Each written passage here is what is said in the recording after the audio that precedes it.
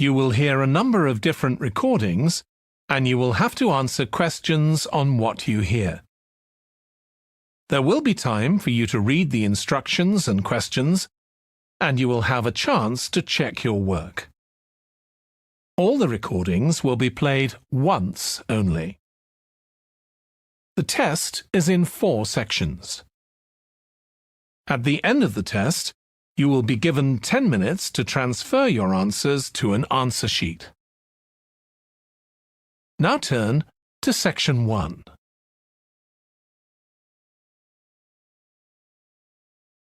Section 1.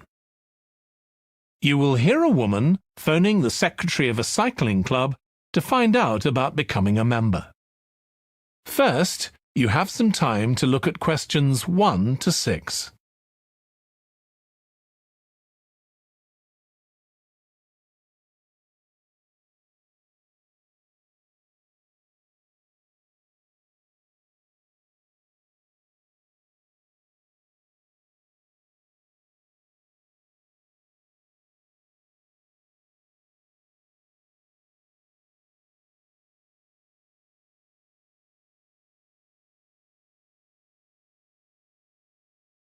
You will see that there is an example that has been done for you.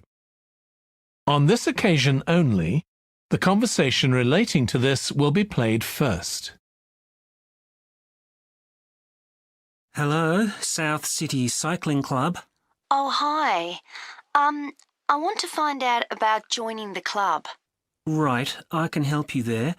I'm the club secretary and my name's Jim Hunter. Oh, hi, Jim. The club secretary's name is Jim Hunter, so Hunter has been written in the space. Now we shall begin. You should answer the questions as you listen, because you will not hear the recording a second time. Listen carefully and answer questions 1 to 6. Hello, South City Cycling Club. Oh, hi. I want to find out about joining the club. Right, I can help you there. I'm the club secretary and my name's Jim Hunter. Oh, hi, Jim. So, are you interested in membership for yourself? That's right. Okay, well, there are basically 2 types of adult membership. If you're pretty serious about cycling, there's the full membership. That costs $260, and that covers you not just for ordinary cycling, but also for races both here in the city and also in other parts of Australia. Right. Well, I'm not really up to that standard. I was more interested in just joining a group to do some cycling in my free time. Sure, that's why most people join. So in that case, you'd be better with the recreational membership. That's $108 if you're over 19 and $95 if you're under. I'm 25. Okay, it's paid quarterly and you can upgrade it later to the full membership if you want to, of course. Now, both types of membership include the club fee of $20. They also provide insurance in case you have an accident, though we hope you won't need that, of course. No. Okay, well, I'll go with the recreational membership, I think, and that allows me to join in the club activities and so on. That's right. And once you're a member of the club, you're also permitted to wear our kit when you're out cycling. It's green and white. Yes, I've seen cyclists wearing it. So can I buy that at the club? No, it's made to order by a company in Brisbane. You can find them online. They're called Jerry's. That's Jerriz. You can use your membership number to put in an order on their website. Okay. Now, can you tell me a bit about the rides I can do? Sure. So we have training rides pretty well every morning, and they're a really good way of improving your cycling skills as well as your general level of fitness. But they're different levels. Level A is pretty fast. You're looking at about 30 or 35 kilometres an hour. If you can do about 25 kilometres an hour, you'd probably be level B. And then level C are the novices who stay at about 15 kilometres per hour. Right. Well, I reckon I'd be level B. So when are the sessions for that level? There are a couple each week. They're both early morning sessions.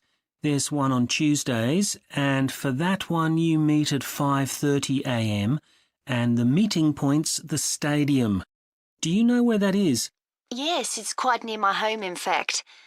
Okay, and how about the other one? That's on Thursdays. It starts at the same time, but they meet at the main gate to the park. Is that the one just past the shopping mall? That's it. Before you hear the rest of the conversation, you have some time to look at questions 7 to 10.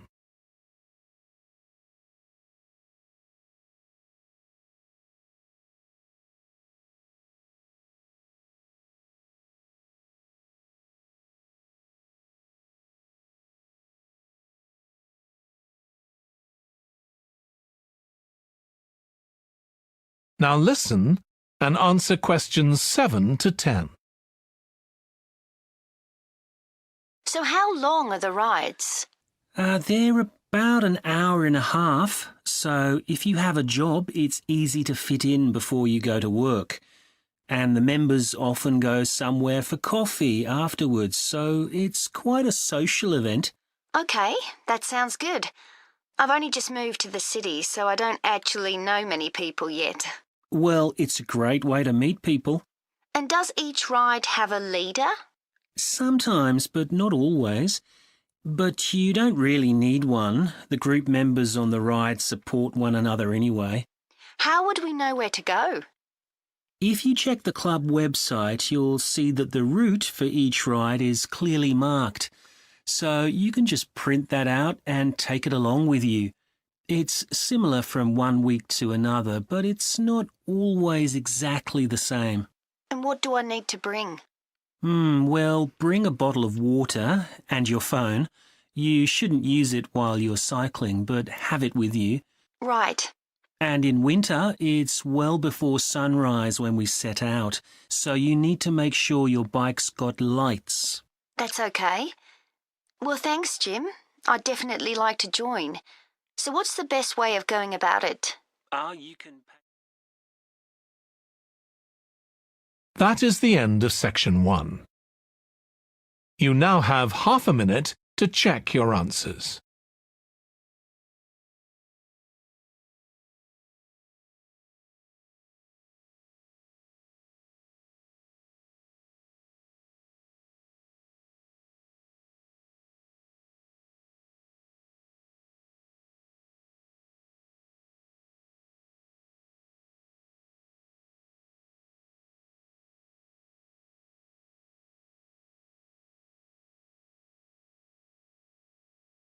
Now turn to section 2.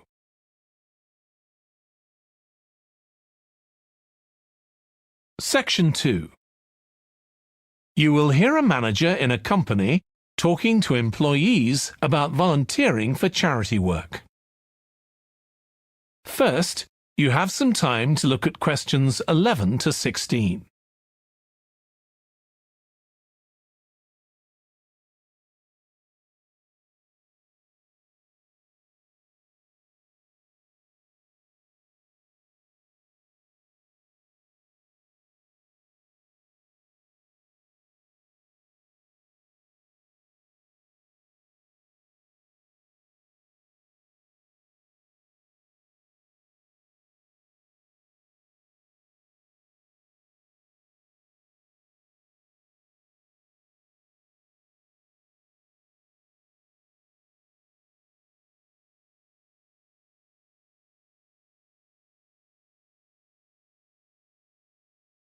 Now listen carefully and answer questions 11 to 16. Thanks for coming, everyone. Okay, so this meeting is for new staff and staff who haven't been involved with our volunteering projects yet. So, basically, the idea is that we allow staff to give up some of their work time to help on various charity projects to benefit the local community. We've been doing this for the last 5 years, and it's been very successful. Participating doesn't necessarily involve a huge time commitment. The company will pay for 8 hours of your time. That can be used over 1 or 2 days all at once, or spread over several months throughout the year. There are some staff who enjoy volunteering so much, they also give up their own free time for a couple of hours every week. It's completely up to you. Obviously, many people will have family commitments and aren't as available as other members of staff. Feedback from staff has been overwhelmingly positive. Because they felt they were doing something really useful, nearly everyone agreed that volunteering made them feel more motivated at work. They also liked building relationships with the people in the local community and felt valued by them. 1 or 2 people also said it was a good thing to have on their CVs. One particularly successful project last year was the Get Working project. This was aimed at helping unemployed people in the area get back to work. Our staff were able to help them improve their telephone skills, such as writing down messages and speaking with confidence to potential customers, which they had found quite difficult. This is something many employers look for in job applicants, and something we all do without even thinking about every day at work. We've got an exciting new project starting this year. Up until now, we've mainly focused on projects to do with education and training. And we'll continue with our reading project in schools and our work with local charities. But we've also agreed to help out on a conservation project in Redfern Park. So if any of you fancy being outside and getting your hands dirty, this is the project for you. I also wanted to mention the annual Digital Inclusion Day, which is coming up next month. The aim of this is to help older people keep up with technology. And this year, instead of hosting the event in our own training facility, we're using the ICT suite at Hill College, as it can hold far more people. We've invited over 60 people from the Silver Age Community Center to take part, so we'll need a lot of volunteers to help with this event. If you're interested in taking part, please go to the volunteering section of our website and complete the relevant form. We won't be providing any training for this, but you'll be paired with an experienced volunteer if you've never done it before.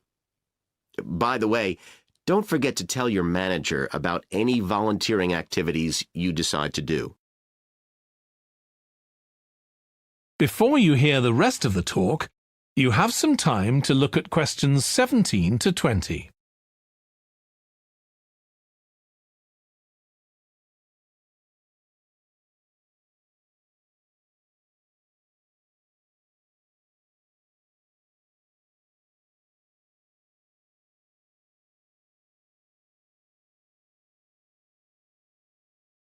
Now listen and answer questions 17 to 20. The participants on the Digital Inclusion Day really benefited. The majority were in their 70s, though some were younger, and a few were even in their 90s. Quite a few owned both a computer and a mobile phone, but these tended to be outdated models. They generally knew how to do simple things like send texts, but weren't aware of recent developments in mobile phone technology. A few were keen to learn, but most were quite dismissive at first. They couldn't see the point of updating their skills. But that soon changed. The feedback was very positive. The really encouraging thing was that participants all said they felt much more confident about using social media to keep in touch with their grandchildren, who prefer this form of communication to phoning or sending emails. A lot of them also said playing online games would help them make new friends and keep their brains active. They weren't that impressed with being able to order their groceries online, as they liked going out to the shops, but some said it would come in handy if they were ill or the weather was really bad. One thing they asked about was using tablets for things like reading newspapers. Some people had been given tablets as presents, but had never used them. So that's something we'll make sure we include this time. That is the end of section 2. You now have half a minute to check your answers.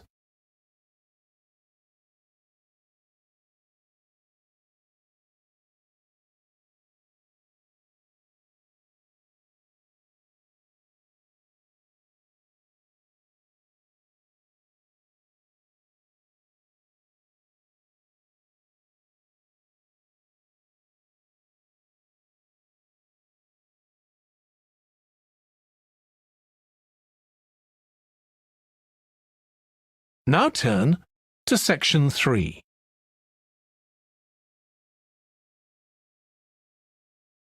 Section 3. You will hear a student called Russ consulting his tutor about a presentation he is preparing on nanotechnology, the study of materials on an extremely small scale. First, you have some time to look at questions 21 to 25.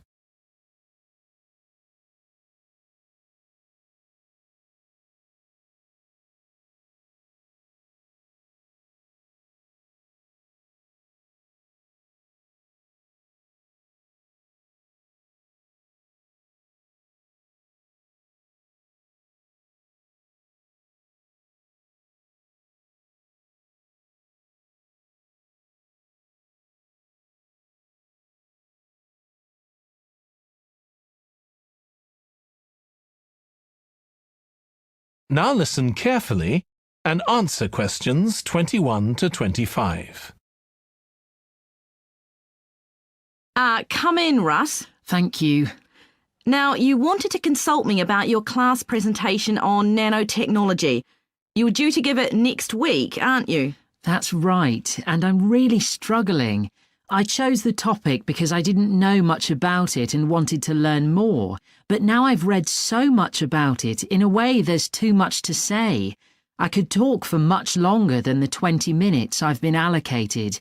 Should I assume the other students don't know much and give them a kind of general introduction, or should I try and make them share my fascination with a particular aspect?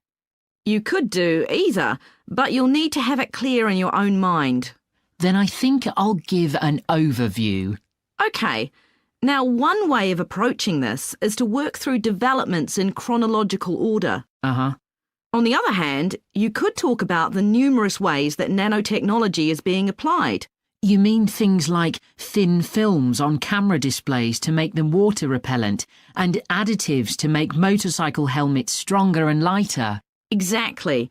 Or another way would be to focus on its impact in one particular area, say medicine or space exploration. That would make it easier to focus. Perhaps I should do that. I think that would be a good idea. Right. How important is it to include slides in the presentation? They aren't essential by any means, and there's a danger of tailoring what you say to fit whatever slides you can find. While it can be good to include slides, you could end up spending too long looking for suitable ones. You might find it better to leave them out. I see. Another thing I was wondering about was how to start. I know presentations often begin with, first I'm going to talk about this, and then I'll talk about that. But I thought about asking the audience what they know about nanotechnology. That would be fine if you had an hour or two for the presentation, but you might find that you can't do anything with the answers you get, and it simply eats into the short time that's available. So maybe I should mention a particular way that nanotechnology is used to focus people's attention. That sounds sensible. What do you think I should do next? I really have to plan the presentation today and tomorrow.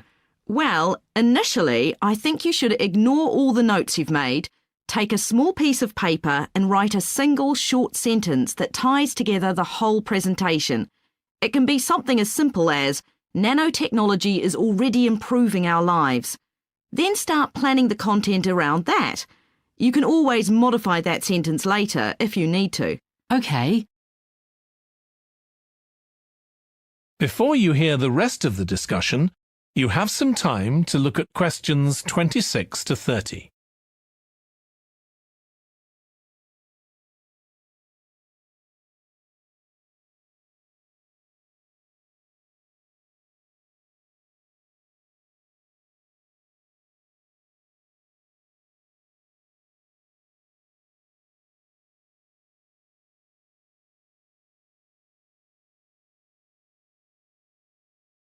Now listen and answer questions 26 to 30.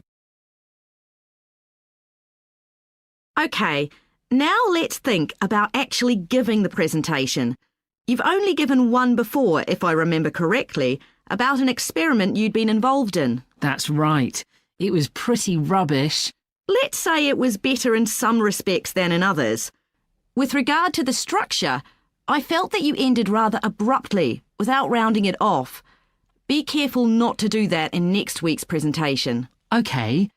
And you made very little eye contact with the audience because you were looking down at your notes most of the time. You need to be looking at the audience and only occasionally glancing at your notes. Your body language was a little odd. Every time you showed a slide, you turned your back on the audience so you could look at it. You should have been looking at your laptop. And you kept scratching your head, so I found myself wondering when you were next going to do that, instead of listening to what you were saying. Oh dear.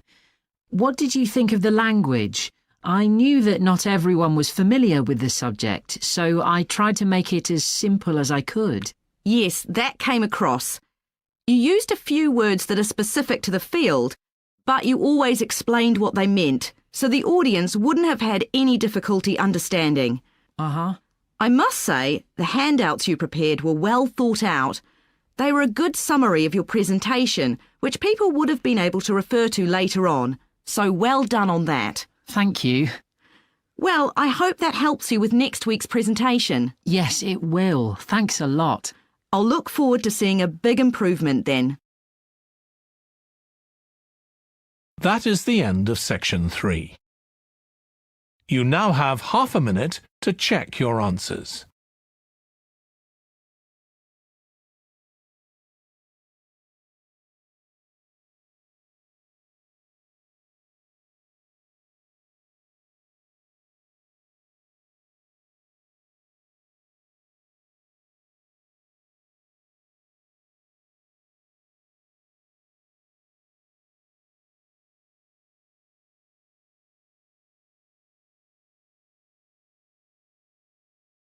Now turn to section 4.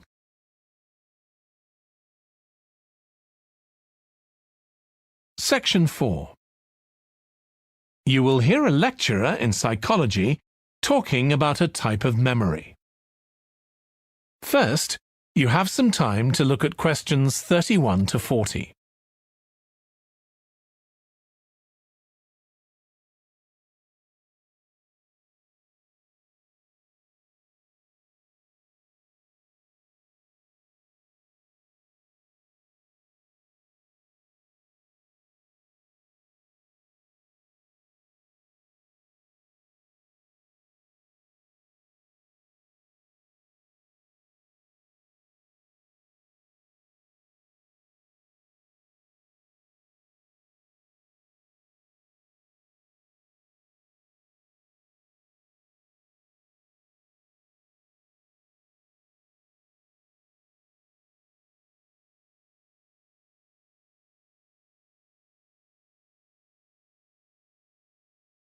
Now listen carefully and answer questions 31 to 40. Today, we'll be continuing the series of lectures on memory by focusing on what is called episodic memory and what can happen if this is not working properly. Episodic memory refers to the memory of an event or episode. Episodic memories allow us to mentally travel back in time to an event from the past. Episodic memories include various details about these events. For example, when an event happened and other information such as the location. To help understand this concept, try to remember the last time you ate dinner at a restaurant. The ability to remember where you ate, who you were with, and the items you ordered are all features of an episodic memory. Episodic memory is distinct from another type of memory called semantic memory. This is the type of factual memory that we have in common with everyone else. That is your general knowledge of the world. To build upon a previous example, remembering where you parked your car is an example of episodic memory. But your understanding of what a car is and how an engine works are examples of semantic memory. Unlike episodic memory, semantic memory isn't dependent on recalling personal experiences. Episodic memory can be thought of as a process with several different steps of memory processing, encoding, consolidation, and retrieval. The initial step is called encoding. This involves the process of receiving and registering information which is necessary for creating memories of information or events that you experience. The degree to which you can successfully encode information depends on the level of attention you give to an event while it's actually happening. Being distracted can make effective encoding very difficult. Encoding of episodic memories is also influenced by how you process the event.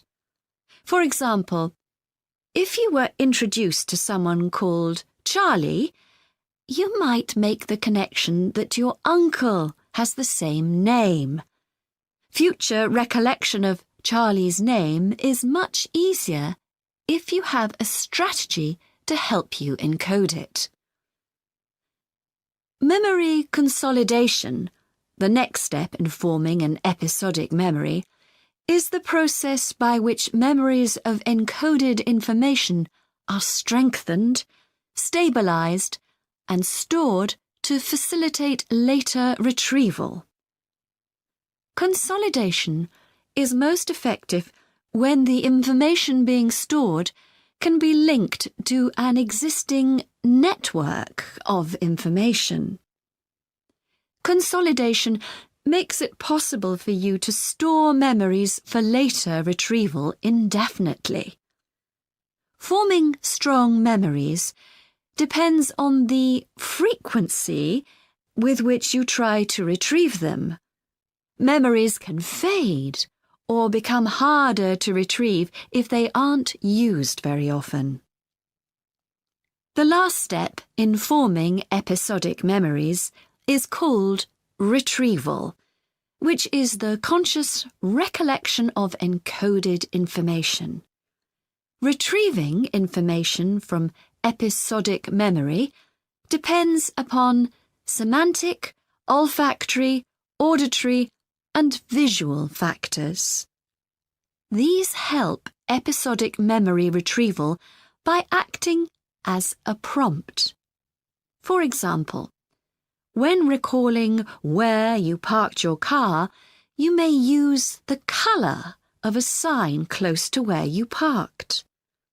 You actually have to mentally travel back to the moment you parked.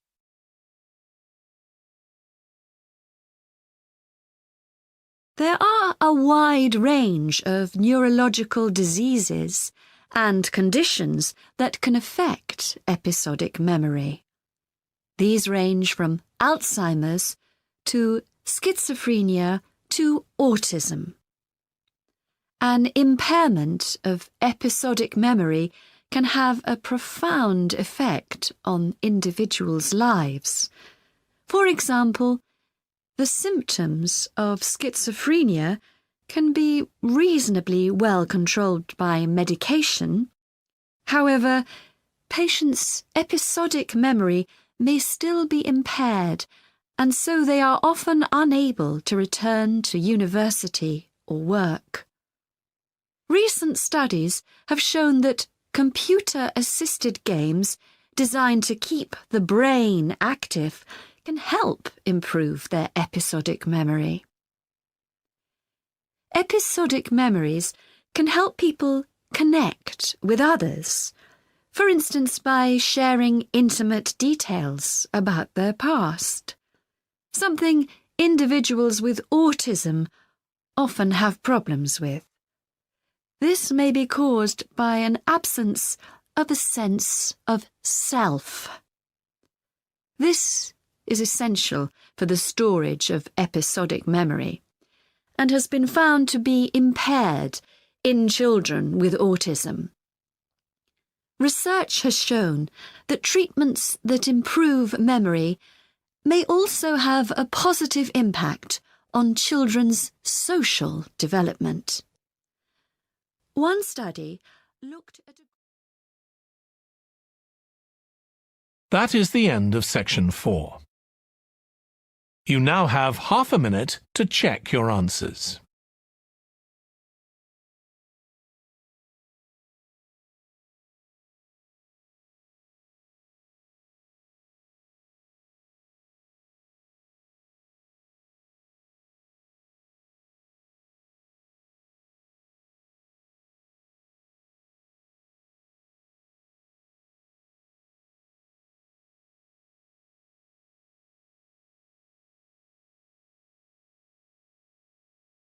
That is the end of the listening test. In the IELTS test, you would now have 10 minutes to transfer your answers to the answer sheet.